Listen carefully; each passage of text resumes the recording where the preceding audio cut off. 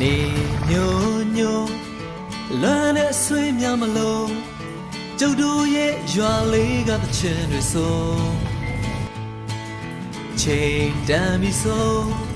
စပါးကင်များမဲဆို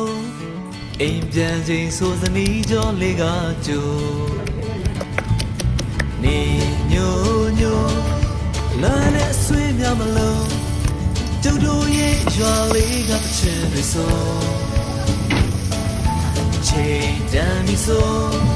စပါးကင်များမဲဆိုအိမ်ပြန်ချိန်ဆိုစနီးကြောလေးကကြိုကျုပ်